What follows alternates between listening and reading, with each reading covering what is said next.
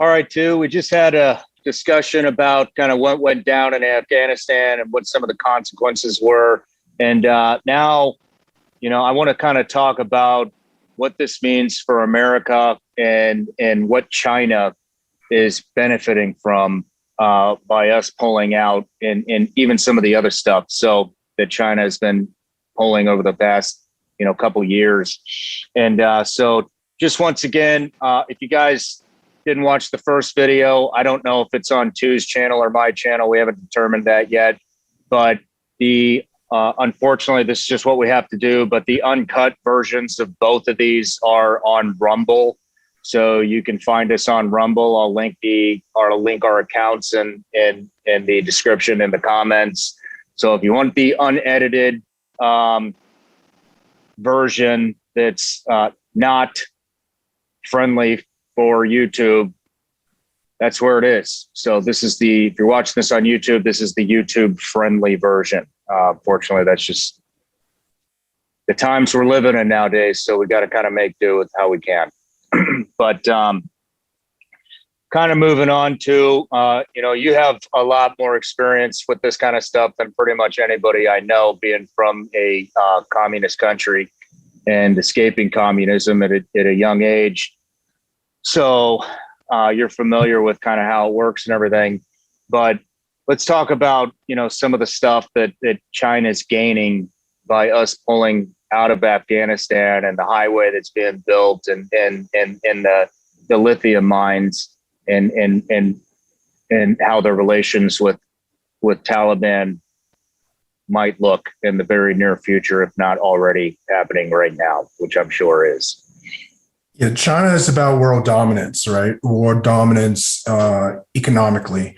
And military-wise, but they want to own the infrastructure of the world, right? And, what was unique was during my global war years, I read this book called The Next 100 Years, and the author predicted all of this was going to happen. He goes that he predicted the border wars. He predicted the threat of China is going to rise, the rise in communism and sociology.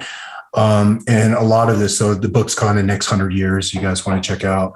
But what it means to us as Americans is China now owns that footprint, which, they have a direct connection into Afghanistan already through the borders. I think the borders stretch up north about 50 kilometers. So they have a direct route into Afghanistan. But the thing that they were building a China-Pakistan economic corridor was what they called it. And this project's been going on for years, And I'm expressing my concerns just being a Green Beret who operated in this area and having studied the country studies and understanding the threats in that area. I'm just going off of my base, off of my military experience and having worked in some of these areas. So now China has a direct route into Afghanistan. Kabul being key terrain for China because it opens up, that direct corridor into Iran. They're already dealing with Iran for years. Iran is a threat to America with nuclear weapons. Iran is not an ally to America. It has expressed its concerns. We have expressed our concerns about their threats, with their nuclear weapons and their radical Islamic state. Now, with the fall of Afghanistan, China has a direct land route into Iran. And also, if they are able to negotiate with the Taliban as a legitimate government system, which is terrorism, right? Because China doesn't care about all that. It doesn't care about terrorism, or it just care about owning a footprint. So now that China has a footprint into Afghanistan, which is rich in natural minerals and everything else, right? And legitimize the Taliban, which has openly said his hatred towards America, right? And we've been at war for the last 20 years. So China can fund this terrorist organization now, who is being negotiated as a legitimate government system through Iran and Russia and, and China. So that's a huge threat to the concerns of America, because that communist footprint is spreading, right, with a radical Islamic ideology behind it, in a section of the world now that with our withdrawal plans, we have no intelligence on the ground. We have no eyes and ears, right? In the most dangerous portion of the world right now, a growing bed of terrorism underneath a government that's being recognized by a superpower like China and Russia, right, as a government system. It opens up that trade. It opens up that terrorism has a voice in the world now. China is hitting us from all angles, and it's becoming, they seem to be behind damn near everything.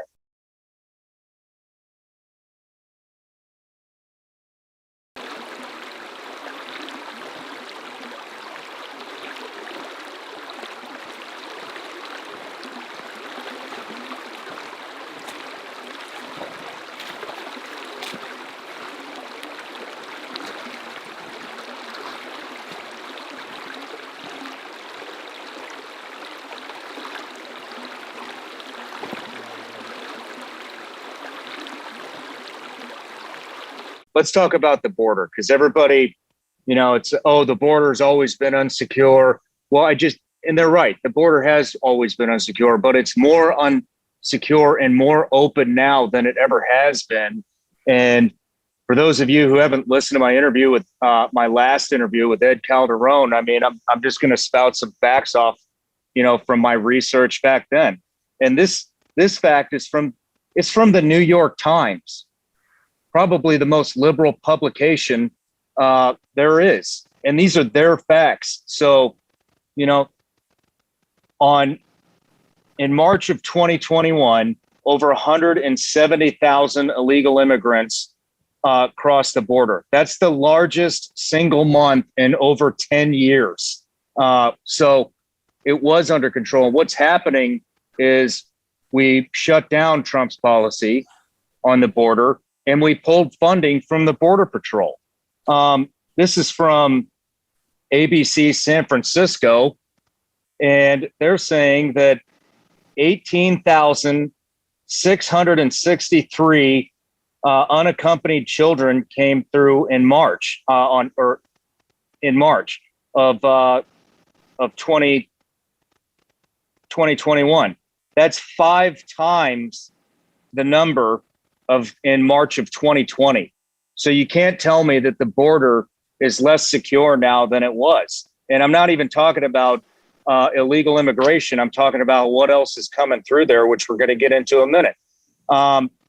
According to Tom Homan, the former ICE director, on April 29th, he said the border is so bad they're using the term broken arrow.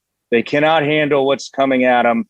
And at least 40% of the Border Patrol is tied up with the new holding facilities that Biden has put in place. And just skimming through my notes here, the Biden administration, everybody talks about how Trump was putting people in cages and stuff like that. In April, Biden had opened its 10th border holding facility in his 3 months in office. That's how bad it's getting down there. So now what we have, how is that relevant to the Chinese? Okay, let me tell you how that's relevant to the Chinese. Chinese is doing negotiations right now with Taliban. Guess where Taliban's going to come in? Through the border. I'm getting reports from sources of mine that are saying that Taliban is paying $2,000 per person to put in for a refugee visa to come into the U.S. on a border that's completely unsecured. What else are they doing in Mexico? They're mining the lithium. Well, guess what? They just took over $1 trillion worth of lithium in Afghanistan. That's the entire battery market, folks. Now, why does that? Okay, batteries. Well, what is the agenda right now? Green, right? Cars, green cars. Well, guess where all those batteries are now going to be made? They're going to be made in China. They already own the computer chip industry. They own the medical supply. They own the entire supply chain. And we just handed them over the lithium as well. What else? And people don't understand that China does not play by the rules at all. They're sending in this last interview that I just did that we're going to release in a couple of days here on the Shawn Ryan Show. It's an investigative reporter, and he was going into these fentanyl labs. He has permission from the Sinaloa cartels to go into these fentanyl labs, report on it because they have a PR. You know, the cartels run these PR. Do you know who's teaching the cartels how to make this fentanyl that's killing everyone? They're bringing chemists from China to teach them how to make the purest, strongest fentanyl there is, which is coming into the US. And they know this. And so what we're seeing is a very effective, extremely effective, unconventional warfare happening from China in so many different directions. And people aren't they're not putting it together, you know, and in China, it funds a lot of colleges, major universities within America. It funds like Harvard, major prestige universities. So what happens?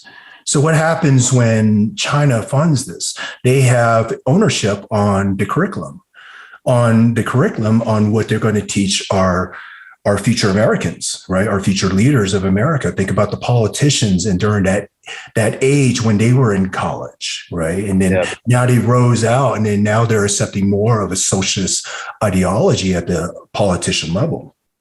So China has been embedding their psychological warfare for many years because China, unlike America, China sees 10 generations down. Like they plan, and they're very patient in their tactics, right? Unlike Americans, where we're more, hey, the 25 meter line, like we're reactive. China's been playing this for years. Yeah, they definitely know the long game. Right. That's why you see more of our leaders now accepting more of a socialist ideology, because maybe they went to one of those prestige colleges that was funded by China, So, I mean, if I was to say this, man, hey, look, this is purely Tu Lam's opinion on things. And this is more of just what if, right? I'm not saying this is what it is. I'm saying what if.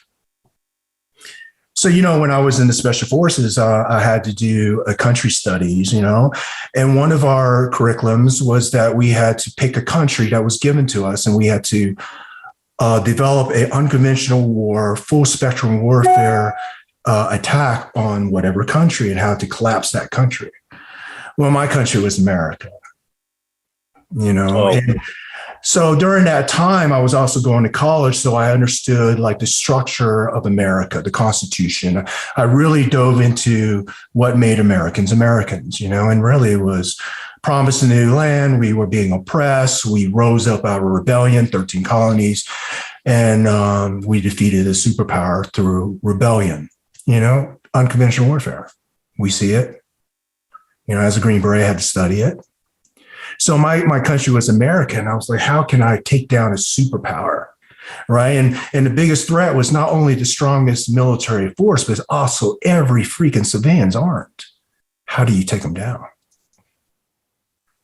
So I actually wrote down because I was studying, I'm a big student of Sanju, Art of War, and he talks about unconventional warfare, full spectrum warfare all the time. So how do you take down a superpower?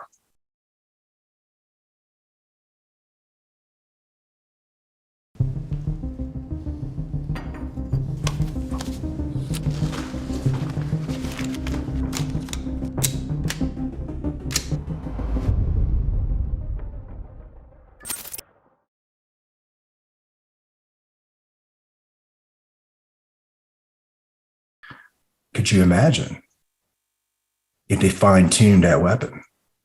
Yeah. Yeah. It seems like everything that is going wrong one way or another leads back to China, with the elections. A lot of people are saying and that China tampered with our elections. And whether that's true or not remains to be seen. But it's definitely a topic of discussion, whether you want to admit it or not. You can censor all the videos you want, but it is a topic of discussion. Where did it originate?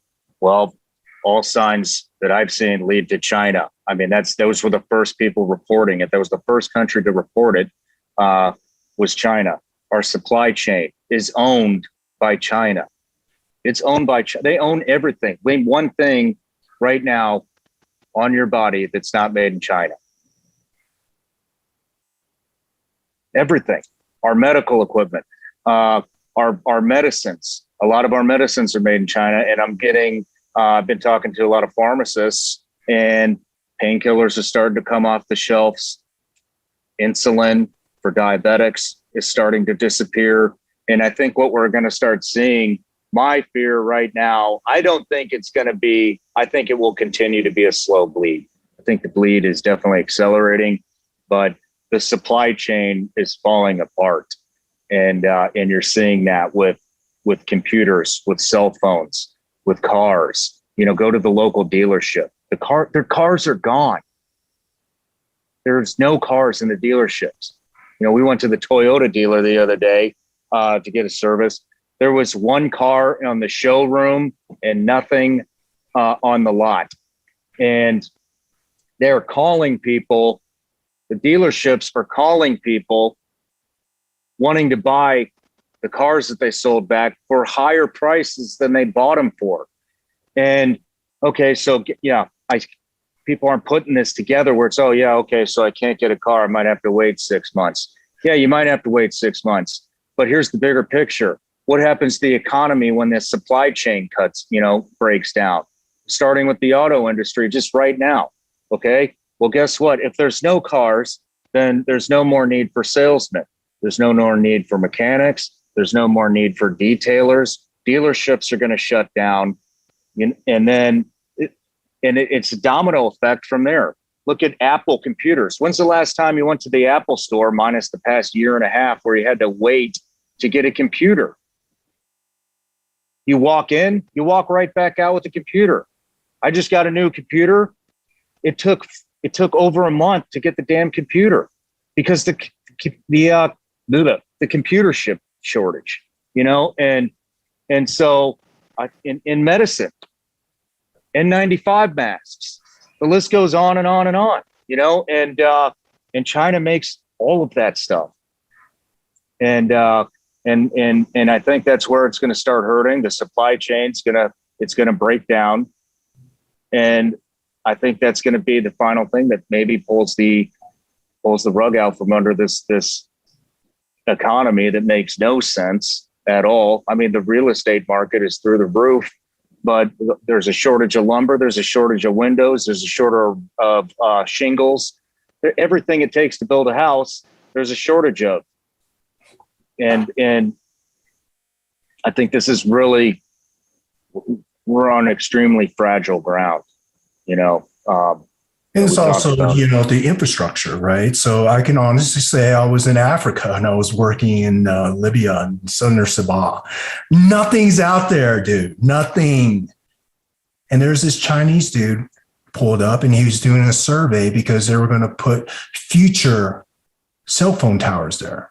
See, because if you own the infrastructure, right, every cell phone network has a UU, if you recognizes that. They're all over Africa.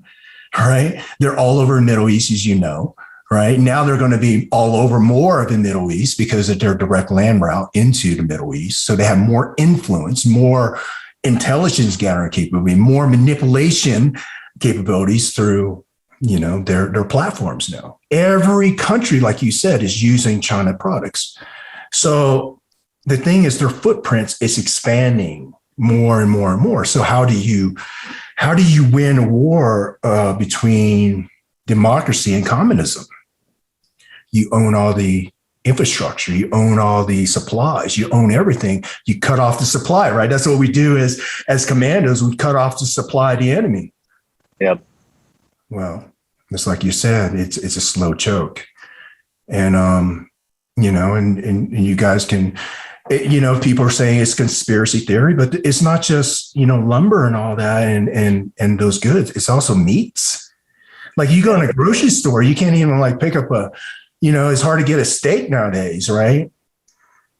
So when you able to cut off the food supply and you cut off of the supply chain, right? And you are the only product on the market, you own the world, you own the people, world dominance, right? So people think world dominance is more of a military superpower. Yep. Well, if you own all the military, you own all the metal and the bullets and all everything that's going to require to fight a war, you're going to win that war. That goes back to Sanju Art of War's teachings. Cut off the supply, you know, and that's what they're doing. They're cutting off our supply. Do I think it's too late for America? Man, you know what? This Constitution was built and was written for the people, by the people. And I tell you, man, our forefathers knew what the hell they were doing when they written that. Yes, I did. Right. So you understand the Constitution was written for the people, by the people. United we stand, but together we fall. 13 colonies. United we stand,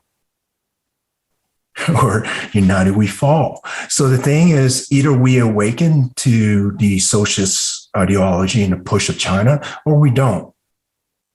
You know, and do I think it's too late? No, I don't think it's too late as Americans, but I'm telling you, their footprint has really, they got key terrain, man, through Afghanistan. They have key terrain and they have a terrorist force that don't give a hoot about playing fair. Yeah. Right. And they consider Americans enemies. Right. Yeah. So it's a religious thing too. So, you know, fighting this religious war in the Middle East, you understand that mythology. How can you stop a force who's willing to strap a bomb to them and walk in a crowd? Like, tell me of an American, a civilian, a normal civilian in America that would do that for his country. But yeah, these terrorists are willing to do that. So what I'm saying is their beliefs and hatred runs deeper than you know what a bullet can stop. I mean, another fear of mine is, you know, and I don't necessarily think it's coming to this because I think it's going to be the supply chain. But, you know,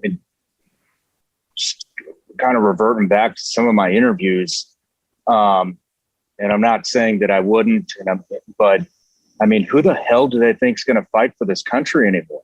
We've chopped the legs off the police. You saw what happened in Portland. You saw what happened in Seattle. You saw what happened in Chicago. You saw what happened to Atlanta.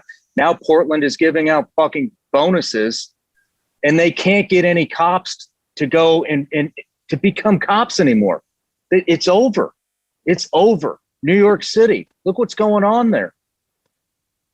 Why do you think these people are piling out of droves, you know, out of these states in droves, moving to the red states? It's because, one, you know, I mean, yeah, the tax has something to do with it, but it's also freedom, you know, and it's also safety. There's no law and order anymore in any of those places. Nobody wants to live there, you know, and the same with the military. I've did 2 different interviews now, and there's tons more that I could do. You know, Eddie Gallagher, what did we do?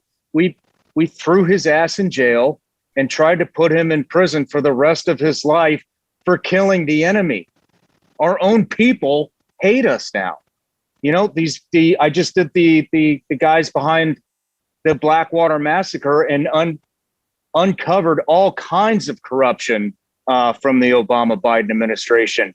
And we sent 3 of those guys to prison with a 30-year sentence and 1 to prison for life. And it took them 3 times to do that. And there's ABC, there's news everywhere, every major outlet of Biden in Iraq saying basically that we're going to try these guys until they're found guilty, no matter what, to appease the Iraqi prime minister. And so one of my fears is, who the hell is going to fight now? What are you going to go and fight just to be put in prison for the rest of your life? It scares the shit out of me too. It scares the shit out of me. Yeah, it's really up to our leaders. You know? And what's happened is these people here have had it so easy, sitting on their asses in their houses, enjoying the freedoms that this country has, and they're getting ripped out right underneath them, and they don't even realize it yet. We're in scary times, man. We're in scary times. But when you call our patriots, the day that our Americans, except on the news, calling our patriots, the one who fought for our freedoms and defend our freedoms, right? Calling them our patriots, calling them terrorists, yep. Right? So you know the word. So let me dive deeper for people to understand this, is that when you call people terrorism or group terrorists, that allows a green light. A green light to execute, right? To employ soldiers, to employ, any means. So when you call our own patriots terrorists, that's allowing the government to hunt down what they perceive as terrorists. You see, what people don't understand is that, you have to pay attention to the verbiage that these people are throwing out. Because then you understand the execution that they're trying to do. As in, hey, man, we're going to pull out every American that wants to leave. Yeah. You see, because they have to cover their asses, because then they have an excuse saying, well, they must didn't want to leave because they saw the signs, and we gave them all these, corridors, which we know there's no corridor to the airport. So the thing is that's why, former Spec Ops guys are going out there, doing offsets, right, to move them to these airfields, because there's no corridors. Yeah. So that's what I'm saying is, you have to understand they're camouflaging their words. And when you camouflage your words, that if you really extract the words, then that leads to ability to execute down the road, He's not about employing military action against our own civilians. We heard that. So I don't know, man. I don't have a lot of positive things to say. I'm not going to bullshit you. I don't know if it's too late or not. But if it's not too late, we're skirting the line here. We're on a thin line. And if things continue to go the way they have the last 7 months, we're about ready to fall off. I think. I'm afraid that's seems to be where we're headed. And I don't know what it's going to take. The supply chain really, really worries me. Probably more than anything, because I know how detrimental that's going to be when that's gone. And what people don't understand, because they don't understand how propaganda works either. But that was the last administrations. That was the thing. We have to bring manufacturing, and we have to bring jobs back to the United States. And now, unfortunately, you're seeing exactly why. Election. General Flynn put a quote out the other day on Twitter, and it was, elections have consequences, and what you're seeing right now is a major consequence. And I don't know how we can get our supply chain back from China, but we better figure it out. We better figure it out real fast, because this is going to affect everybody, all of us, unfortunately. So. And, what I think is going to start first is, once we start cutting off the supply chains, and obviously you and I, we talked about like the price of the American dollar. What's that going to value in the future? Right. And, so when America collapses, like I don't know, like any riot you see, what you think is going to happen first? The government, the people going to go against the people first, right? Because people are hungry, they're starving, so they're going to start robbing and looting and rioting, and so I want to say this to you, Shawn. I took Ruthie to Hollywood, recently just to get away, and we were spending some time out in LA, and man, the homeless population has really gotten really bad, right? So, in one time, California was such a big state, but in California, they had a homeless population that they kept in a certain area so they could keep, the other people safe, And now, dude, I'm driving around in Hollywood, and there's tents everywhere throughout Hollywood, just homeless people. And there's not only one area. Like I'm talking about, rich stores, business owners. I'm talking about well-developed areas. Now you're seeing homeless everywhere, and they're actually opening up hotels for homeless, people. The governor, did that. So now they had a free place to stay. They built this hotel for homeless people, and within 1 week, it turned into a prostitution ring, a crack house, and everything else you could think of. But what I'm saying is the homeless population is starting to be a huge issue within America. You know what I mean? So can you imagine when we start losing, like you said, the supply chain? Businesses is going to have to go out, business owners going to have to go out of business because they can't get, in supply chains anymore. They can't build products. They can't make any, they can't pay their rents. Right. So what I'm saying is, if you really look at the big picture, how do you own a society? How can you forcefully force down the hand of a society? You own everything. You own all their supply chain. So if they want to eat, well, because they don't have a job anymore, you supply the welfare to them. Yeah. So when the people rely on the government controls the people. And that's communism. Yeah.